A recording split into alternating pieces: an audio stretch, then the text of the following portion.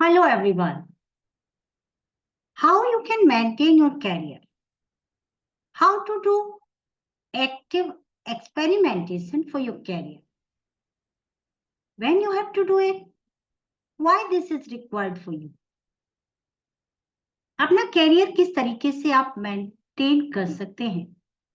किस तरीके से एक अच्छी पोजीशन अगर आपने किसी कंपनी में हासिल कर ली है तो उसको मेंटेन करने के लिए आपको क्या-क्या करते रहना चाहिए? किस तरह का एक्सपेरिमेंटेशन आपको अप्लाई करते रहना चाहिए? आज मैं इसी पर बात करने वाली हूँ। एक ऐसा टॉपिक जिसमें मैं इंक्लूड करने वाली हूँ वो सब कुछ जो आज के समय की डिमांड है आपके करियर को मेंटेन करने के लिए।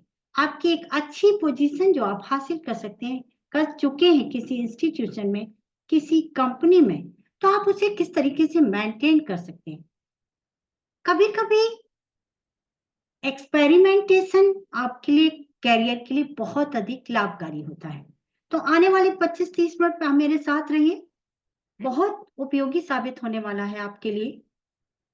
First of all you should know how you should be updated. आप किस तरीके से आपको अपडेट रहना चाहिए। सबसे पहले आप ये जानिए कैसे इंडस्ट्रियल ट्रेंड्स, हर एक इंडस्ट्री समय के साथ बदलती है, नई नई टेक्नोलॉजीज अप्लाई करना शुरू कर देती है, नई नई पॉलिसीज बनाती है, कभी जेंडर बेस्ड, कभी ग्रोथ बेस्ड, कभी प्रॉफिट को लेकर, कभी एम्प्लॉयज को लेकर, और कभी कभी नए इम्प्लीमेंटेशंस, नए प्रयोगों को अप्लाई करती है।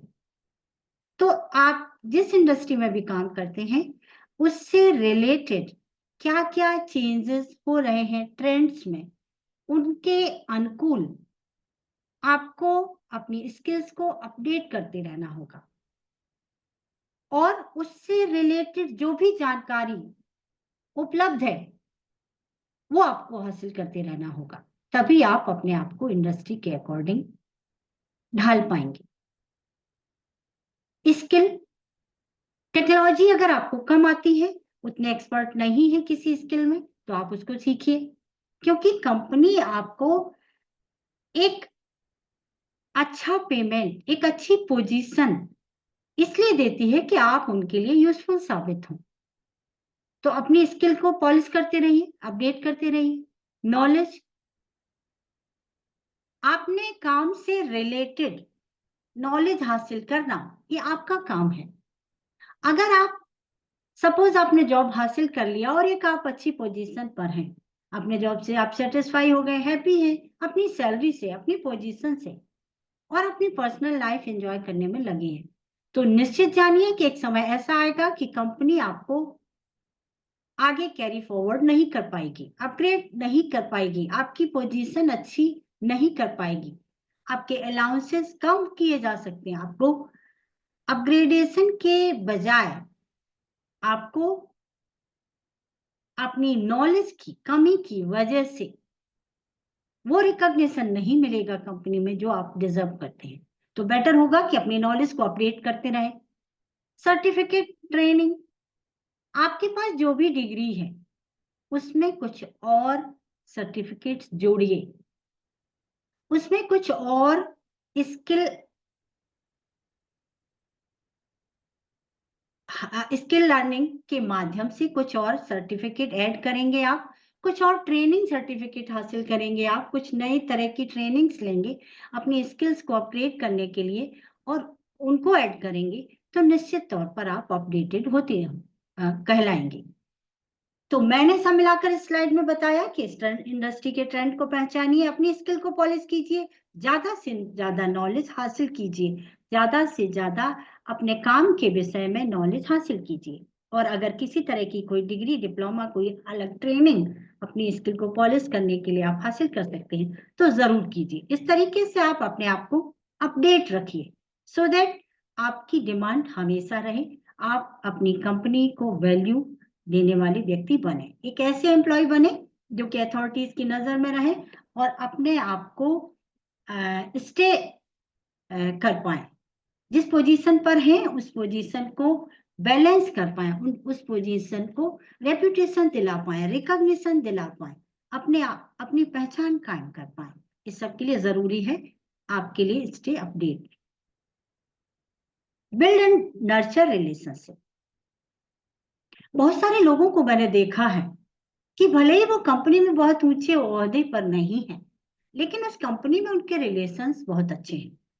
उनका रिलेशनशिप डेवलप करने का तरीका यूनिक है। वो सबको रिस्पेक्ट करते हैं, सबसे कनेक्ट होते हैं और सबकी हेल्प करने के लिए हमेशा रेडी रहते हैं। अगर आप इस तरह की आदतें, इस तरह का तरीका, इस तरह का लाइफस्टाइल, इस तरह की थिंकिंग डेवलप कर लेते हैं तो निश्चित तौर पर अच्छी रिलेशनशिप आप डेवलप भी कर पाएंगे और नर्चर भी कर पाएंगे, जो कि कंपनी के लिए बेनिफिशियल साबित होगी इन ए लॉन्ग रन। तो कंपनी आपकी वैल्यू करेगी। इस तरह से भी आप कंपनी में अपनी सिचुएशन को मेंटेन कर सकते हैं। Set goals, track progress and seek feedbacks. Feedback हासिल करना आज के समय का एक नया ट्रेंड है। आपके जो भी हितैषी हैं, आपको लगता है कि ये वास्तव में आपके शुभचिंतक हैं, तो उनसे अपने काम करने के बारे में जानिए। आप किस तरीके से काम करते हैं, किस तरीके से आपको और अच्छा करना चाहिए, उनकी ओपिनियन लीजिए, उनसे एडवाइस लीजिए, उनसे अपने बारे में एक फ्रैंक ओपिनियन की डिमांड अगर आप करेंगे तो एक अच्छा फीडबैक आप हासिल कर लेंगे। ये मत कहिए कि मैं आपका दोस्त हूं तो आप मुझे बताइए, मुझे जी नहीं। आप एज ए एम्प्लॉय कंपनी में किस तरीके से फंक्शन कर रहे हैं, किस तरीके से आपका वर्क स्टाइल है, किस तरीके का आपका अपीयरेंस है, किस तरीके का आपका कम्युनिकेशन है, किस तरीके से आप ज्यादा प्रोग्रेसिव साबित हो सकते हैं कंपनी के लिए, किस ट्रैक पर मुझे चलना चाहिए।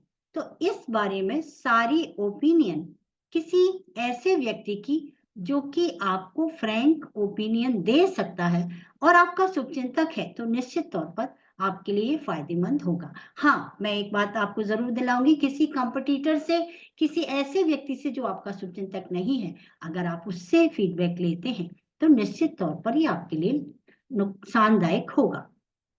वो आपका कॉन्फिडेंस लो करने का प्रयास करेगा, ये उसकी स्ट्रेटेजी होगी। तो अच्छा ये होगा कि सबसे पहले ये आइडेंटिफाई करिए कि आपका शुभचिंतक कौन है और उनसे राय लीजिए। एक फ्रैंक फीडबैक आपको अपने गोल्स को पाने में और सही प्रोग्रेसिव ट्रैक पर चलने के लिए दिशा दे सकता है। इस बात को हमेशा ध्यान रखिए। लक्ष्य निर्धारित करें, प्रगति पर नजर रखें और फीडबैक खोजें। अपने रिलेशनशिप के माध्यम से, लोगों से दोस्ती करके, लोगों को हेल्प करके एक फ्रैंक ओपिनियन आपके लिए लक्ष्य निर्धारण करने में मदद कर सकती है और आपका नजरिया प्रोग्रेसिव हो सकता है कंपनी के प्रति। और अगर ऐसा होगा तो निश्चित तौर पर आप अपने आप को ज्यादा फिट साबित कर पाएंगे कंपनी के लिए। एडेप्टेबिलिटी, ये एक ऐसा गुण है जो आज के समय में कोई भी कंपनी हो, कोई भी इंस्टीट्यूशन हो, अपने एम्प्लॉयज में देखना चाहता है। अगर आप एक ऐसे व्यक्ति हैं, जब आपको कोई प्लान बताया जा रहा है, जब आपको कहा जा रहा है कि ये नई चीजें इंप्लीमेंट होने वाली हैं, इस तरीके के चेंजेस आगे चल के इंप्लीमेंट होने वाले हैं, इस तरह की प्लानिंग है, इस तरह के गोल्स निर्धारित हो रहे हैं, सैलरीज में इस तरीके की के परिवर्तन होने वाले हैं, इन सब चीजों में अगर आप उनको अपना लेते हैं, उनको खुश होकर एक्सेप्ट कर लेते हैं, तो ये कहलाती है कंपनी के माहौल के अकॉर्डिंग अपने आप को अनुकूल बनाना। जिस तरह का कंपनी के अंदर आपके वर्क प्लेस पर या आपके इंस्टीट्यूशन में लोगों के बीच में आप किस तरीके से एडजस्ट कर लेते हैं अपने आप को, दैट इज कॉल्ड एडेप्टेबिलिटी। तो चीजों को सीखिए, वहां के माहौल को एडेप्ट कीजिए और उनमें घुल मिल जाइए। ये कंपनी आपसे एक्सपेक्ट करती है, ये कंपनी आपसे चाहती है। तो एडेप्टेबिलिटी एक ऐसा गुण है जो आप में निश्चित तौर पर होना चाहिए एक अच्छे एम्प्लॉय की तरह, अगर आप अपने आप को साबित करना चाहते हैं। मेंटरशिप, अगर आप मेंटरशिप हासिल कर लेते हैं, कहना ये चाहिए कि कोई भी जो भी आपका बॉस है, जो भी आपका एम्प्लॉयर है, जिसने भी आपको रोजगार दिया है, जिसने भी आपको काम दिया है, आपका बॉस है या आपका मैनेजर है, अगर वो आपको मेंटर करना शुरू कर देता है, वो आपको राय देना शुरू कर देता है, वो आपको गाइड करता है, अगर वो कुछ भी आपको शिक्षा देना चाहता है, कुछ भी गाइड करता है, तो वो आपको जरूर सीखना चाहिए। इससे होगा क्या? इससे ये होगा कि ये मेंटरशिप हासिल करना आपके लिए निश्चित तौर पर वैल्यूएबल होगा। कारण ये है कि उनको पता है कि कंपनी क्या एक्सपेक्ट कर रही है अपने एम्प्लॉय से और किस दिशा में काम करने वाली है, और आपको उसके अनुकूल ढलने में आसानी होगी। तो अगर कोई आपको मेंटरशिप देने के लिए रेडी है, अगर कोई आपको गाइड करने के लिए रेडी है, तो आप उसको जरूर कीजिए, आप उसको जरूर अपनाइए। ये पर्सनल लर्निंग होती है, एक गाइड को हासिल कर लेना। अगर प्रोसेस कर लेते हैं आप ये फैक्टर अपनी कंपनी के अंदर रिलेशनशिप के माध्यम से, तो मेंटरशिप जरूर हासिल कीजिए। एक कोई पुराना एम्प्लॉय भी आपको अच्छे से गाइड कर सकता है कि बेसिकली कंपनी आपसे क्या एक्सपेक्टेशन रखती है, जिसको कि आप फुलफिल कर सकते हैं उनको अपनाकर। ब्रांडिंग, ये ब्रांडिंग क्या है? एक ऐसी छाप जो आप छोड़ते हैं, एक ऐसी पहचान, एक ऐसा नजरिया जो आपके बारे में लोग बनाते हैं। अब ये कैसे कर सकते हैं आप कहेंगे कि ब्रांडिंग करने की हमको कहाँ जरूरत है, हमारा तो काम है काम करना और निकल जाना। जी नहीं, ऐसा बिल्कुल भी नहीं है। आपको चाहिए कि आप अपना ब्रांड स्टेब्लिश करें। ब्रांड स्टेब्लिश करने का मतलब मैं ये नहीं कह रही हूँ कि एक आप नई कंपनी बनाएं जिसमें कि क्या आपका ब्रांड है उस पर फोकस करें। जी नहीं, कंपनी में रहते हुए भी आप अपनी छाप छोड़ें। कैसे कर पाएंगे ये आप? इसके लिए आपको करना होगा कि हर स्थिति में अपने आप को फिट साबित करें। अगर आप हर परिस्थिति में अपने आप को फिट साबित करने वाले व्यक्ति बन गए, तो निश्चित तौर पर आप अपनी छाप छोड़ पाएंगे लोगों पर।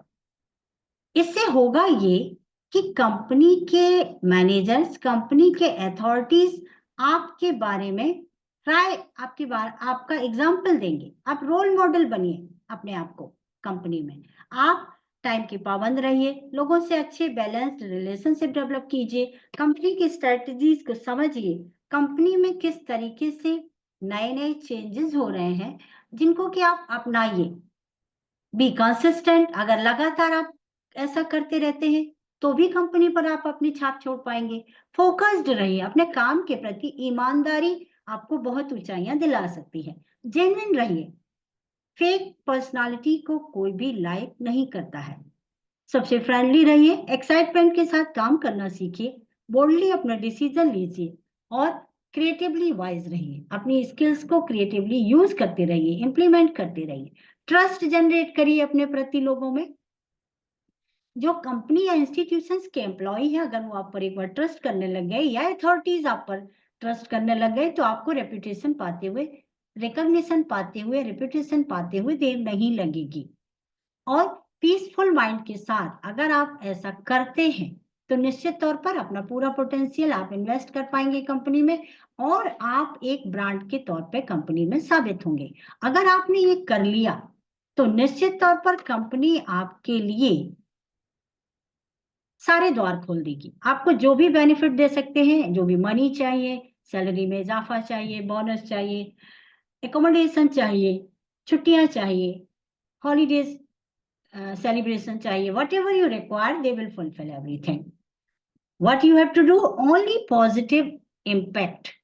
आप वो किस तरीके से डालेंगे, ये सारी चीजें जो मैंने आपको बताई हैं, इनको माइंड में रखिए और उनको इंप्लीमेंट करना शुरू कीजिए। निश्चित तौर पर आप एक दिन ब्रांड नेम साबित होंगे उस कंपनी के लिए, और कंपनी आपके लिए सब कुछ करने के लिए तैयार होगी।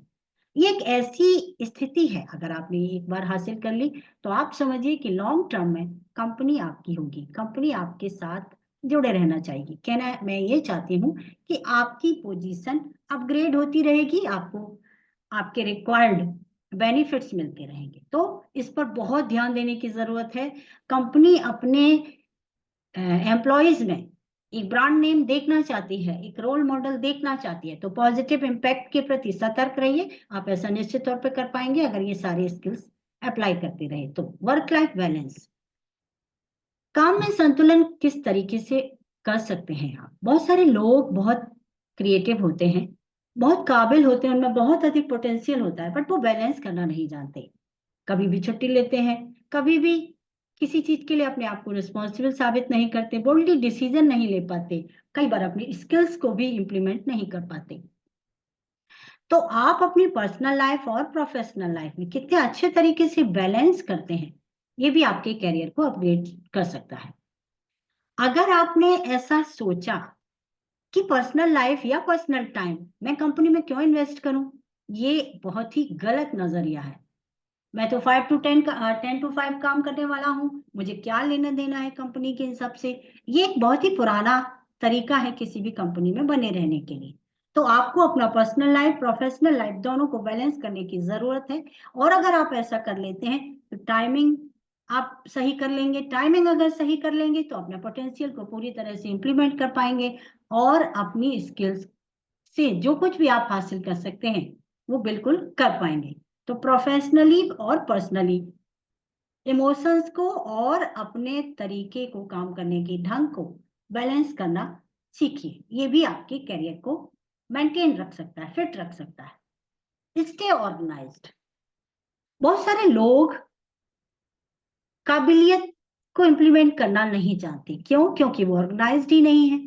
ना तो उन्हें कुछ अचीव करना आता है, ना उन्हें कंट्रोल करना आता। बिजनेस का उन्हें तरीका पता नहीं है, टाइम को वो सेव करना नहीं जानते। लाइफ में वो हमेशा एग्जॉस्टेड फील करते हैं, स्ट्रेस्ड रहते हैं और अपने टाइम को वेस्ट करते रहते हैं। सक्सेस उनके फोकस में नहीं होती। अगर वो कंपनी के लिए बेनिफिशियल किस तरीके से साबित हो सकते हैं उस पर वो कोई काम नहीं करते। तो टाइम को मैनेज करना सीखिए, ऑर्गेनाइज करना सीखिए और अपने टास्क को, जो काम आपको मिला है, जो प्रोजेक्ट पर आप काम कर रहे हैं, जिस भी प्रोजेक्ट पर आप काम कर रहे हैं, जो भी आपका काम है, जो भी आपकी रिस्पॉन्सिबिलिटी है, जो कुछ भी आपकी एक्सपेक्टेशन है कंपनी के प्रति, कंपनी के अथॉरिटीज को आपसे, कंपनी के प्रति जो भी आपकी लायबिलिटी जो है, अकाउंटेबिलिटी है, जो भी टास्क हैं, जो भी प्रोजेक्ट हैं, अगर उनको आप इफिशिएंटली पूरा करते हैं और समय पर पूरा करते हैं तो निश्चित तौर पर आप ऑर्गेनाइज्ड एम्प्लॉय की श्रेणी में आते हैं। प्रायोरिटीज डिसाइड करें। कंपनी में रहते हुए हो सकता है कि आपकी टेबल पर बहुत काम होता हो, बहुत सारी मीटिंग्स आपको अटेंड करनी होती हो, बहुत सारे प्रोजेक्ट के सिलसिले में आपको बाहर जाना होता हो, टूर करने पड़ते हो। इवन देन आपकी प्रायोरिटीज क्या होनी चाहिए? बेसिक आपका फोकस उस पर होना चाहिए। आपका गोल क्या है?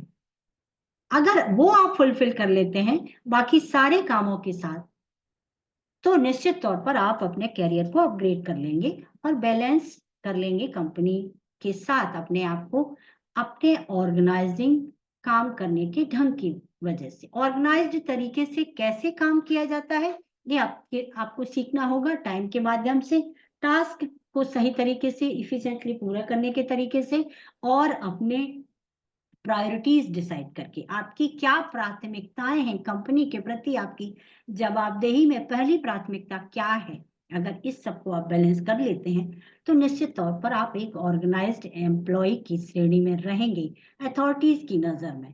तो ये भी आपके लिए बहुत काम करेगा। नेक्स्ट देख लेते हैं, रेजिलियंस डेवलप करें। ये क्या है? सबसे पहले तो आप ये समझिए कि ऐसा एडजेक्टिव है जो आज के समय में हर एक एम्प्लॉय को अप्लाई करना चाहिए अपने आप पर। ये कहलाता है लचीलापन। लचीलापन, मेंटल लचीलापन कहना चाहिए, मानसिक लचीलापन।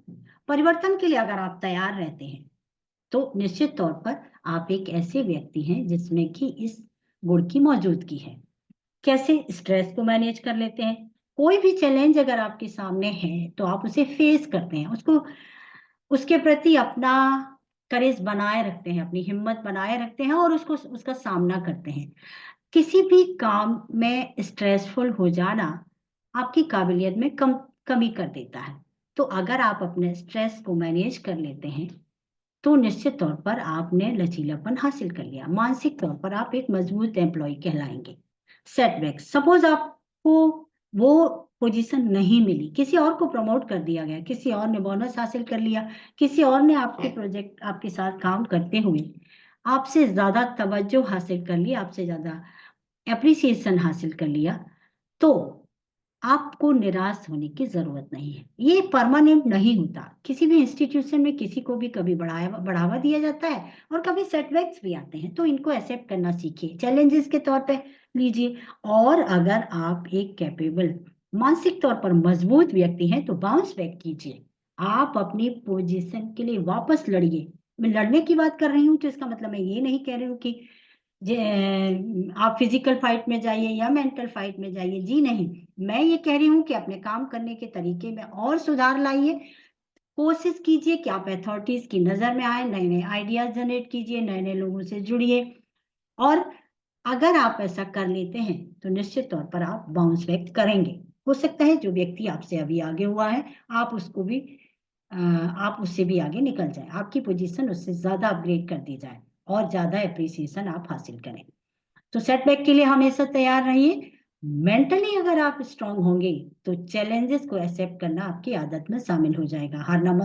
हारना नहीं है। क्योंकि आप एज ए एम्प्लॉय इस कंपनी में आए हैं, तो आपका पर्पस तभी पूरा होगा जब आप चैलेंजेस को एक्सेप्ट करना सीखेंगे। अपने माइंड को स्ट्रांग बनाइए, कनेक्शंस को स्ट्रांग बनाइए, फिजिकली फिट रहिए, मेंटली फिट रहिए और अपने पर्पस के प्रति आगे बढ़ते रहिए।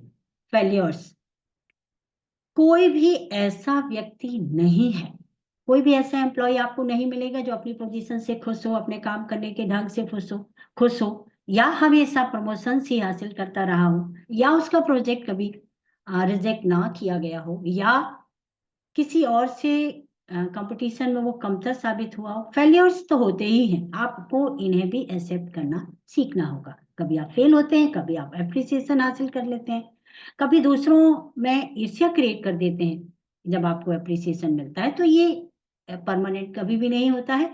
इसलिए आपको मेंटली स्ट्रांग होना पड़ेगा, मेंटली फ्लेक्सिबल होना पड़ेगा, लगातार लर्निंग जारी रखनी पड़ेगी और स्ट्रेस को मैनेज करना सीखना पड़ेगा। अगर आप ये सब सीख लेते हैं तो निश्चित तौर पर आप कंपनी में अपग्रेड किए जाएंगे, अप्रिशिएट किए जाएंगे और आपकी पोजीशन स्ट्रांग रहने वाली है। कैरियर अपग्रेडेशन, कैरियर में अगर आपको प्रमोशन चाहिए, अपग्रेड होना चाहते हैं आप, तो आपको क्या चीजों पर बेसिकली ध्यान देना चाहिए। लॉन्ग टर्म गोल्स, कभी भी ये मत सोचिए कि आपको 2 साल 4 साल ही कंपनी में काम करना है या 6 महीने के बाद आपको कंपनी छोड़ देनी है। अगर आपका नजरिया ऐसा है तो आप इस नजरिए को तुरंत बदल डालिए। लॉन्ग टर्म गोल आपका क्या होगा, बेसिकली आप कौन सी पोजीशन इस कंपनी में चाहते हैं। अगर आप अपनी कंपनी में जॉब से सेटिस्फाइड हैं, सैलरी से सेटिस्फाइड हैं, वर्किंग आवर्स से सेटिस्फाइड हैं और वहां के माहौल से सेटिस्फाइड हैं, तो अपने लॉन्ग टर्म गोल को हमेशा दिमाग में रखिए और उसी के अकॉर्डिंग छोटे छोटे स्टेप्स लेते जाइए। निश्चित तौर पर एक दिन आप उस गोल को हासिल कर लेंगे। रोड मैप बनाएं, अपनी प्लानिंग करें। कई बार ऐसा होता है कि प्लानिंग आप ऐसे व्यक्ति के साथ करते हैं जो आपका कंपटीटर है, तो ये आपके लिए निश्चित तौर पर नुकसानदायक होगा। रोड मैप बनाइए, स्ट्रेटजीज बनाइए, लेकिन वो स्ट्रेटजीज अपने दिमाग में बनाइए, अपनी प्लानिंग अपने घर पे कीजिए और मेंटली इस रोड मैप को अप्लाई करते रहिए। इन स्ट्रेटजीज को अप्लाई करते रहिए। अगर आप ऐसा करते रहे तो निश्चित तौर पर आप कैरियर में अपग्रेडेशन हासिल कर लेंगे। डाइवर्सिफिकेशन, ये डाइवर्सिफिकेशन क्या है? अगर आप सपोज आप कहेंगे कि एक पोजीशन जो मैंने हासिल कर ली है, अब हमारे लिए डाइवर्सिफिकेशन की क्या जरूरत है। सबसे पहले डाइवर्सिफिकेशन क्यों जरूरी है, इसको आपको समझना होगा। मान लीजिए, सपोज कीजिए कि आप जिस पोजीशन पर हैं और उस पोजीशन के साथ साथ किसी और डिपार्टमेंट का चार्ज कुछ समय के लिए आपको दे दिया गया है और वो एम्प्लॉय छुट्टी पर है या वैकेशन पर गया हुआ है या किसी इमरजेंसी प्रॉब्लम में है, तो अथॉरिटीज चाहती हैं कि आप उस काम को भी संभालें। तो अगर आपकी स्किल्स डाइवर्सिफाइड नहीं है तो ये करना आपके बस की बात नहीं होगी। तो डाइवर्सिफिकेशन का सीधा सीधा मतलब ये है कि आप अपने कंफर्ट जोन से बाहर आकर भी अगर काम कर सकते हैं तो एक स्पेशल क्वालिफिकेशन होती है। अगर आप चाहते हैं कि आपकी कंपनी लगातार आपकी सैलरीज में इजाफा करती रहे, तो इस सब के लिए टाइम निकालिए, लोगों से हेल्प मांगिए, ओपन रहिए नई नई चीजों को सीखने के लिए, प्लान बनाइए और पार्टनर्स बनाइए। आप पार्टनर क्यों बनाएं? पार्टनर इसलिए बनाएं कि दूसरे बंदे में जो स्किल है, उस एम्प्लॉय में जिसे आप पार्टनर बना रहे हैं, उसके साथ बैठिए उठिए, उसकी स्किल्स को भी अप्लाई करना सीखिए, उससे भी कुछ सीखिए अपने काम के रिगार्डिंग।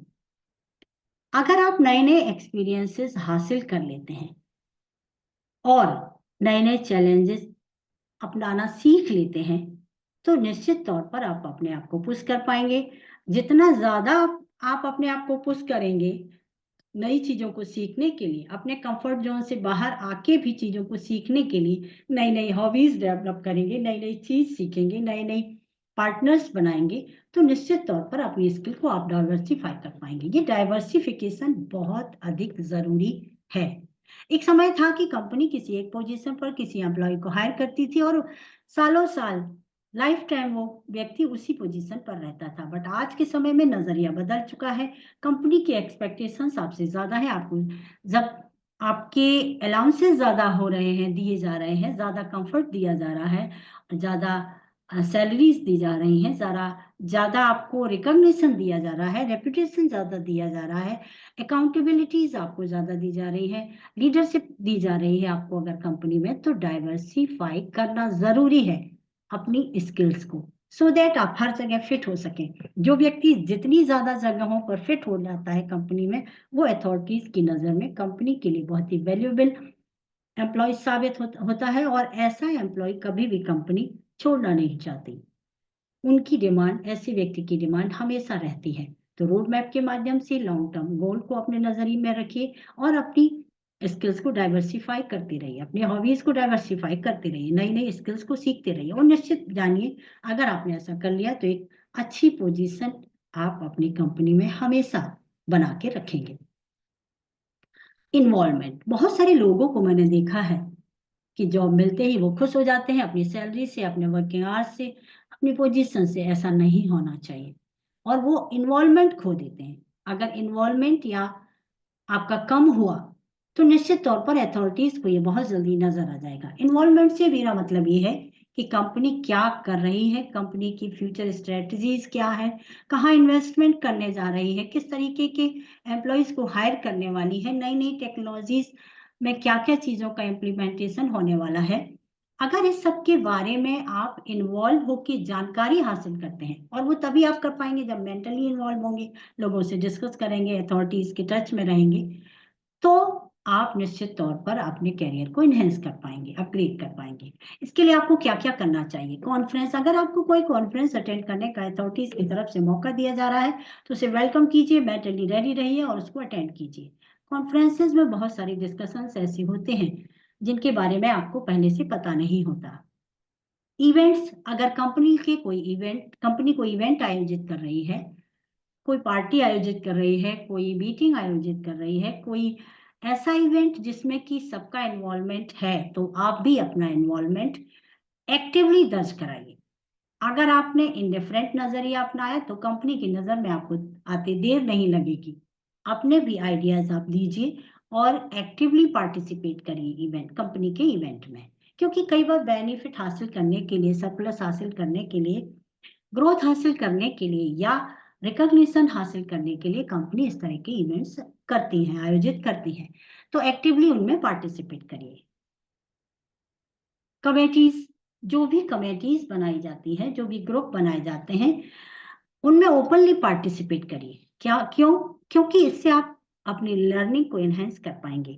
नए नए आइडियाज क्या जनरेट होते हैं वो डिस्कशन होगा, और उस डिस्कशन के माध्यम से आप अपनी स्किल को में, अपने सोचने के तरीके में, सोचने के दायरे में और इजाफा कर लेंगे। वो आपके लिए लॉन्ग टर्म हितकारी होगा। तो कमेटी में अगर आपको पार्टिसिपेट करने दिया जाता है, किसी भी कमेटी में आपको लिया जाता है, तो खुशी खुशी उसमें शामिल होइए और अपने आइडियाज के बारे में भी ओपनली डिस्कस कीजिए। अगर आप ऐसा करते हैं तो निश्चित तौर पर आप एक अच्छे एम्प्लॉय बने रह सकते हैं। राइटिंग एंड टीचिंग, अगर आपकी स्किल अगर आप एक ऐसे व्यक्ति हैं जो घर में लाइबिलिटीज हैं आपके पास, आप बिजी होते हैं, वर्किंग आवर्स जो ऑफिस में देते हैं उसके अलावा आप क्रिएटिवली पार्टिसिपेट नहीं कर पाते हैं, तो चीजों को नोट डाउन करते रहना सीखिए। राइटिंग और टीचिंग स्किल एक ऐसी स्किल है जहाँ जो कि हर एक एम्प्लॉय को अपनाए अपनाए रखनी चाहिए। कैसे?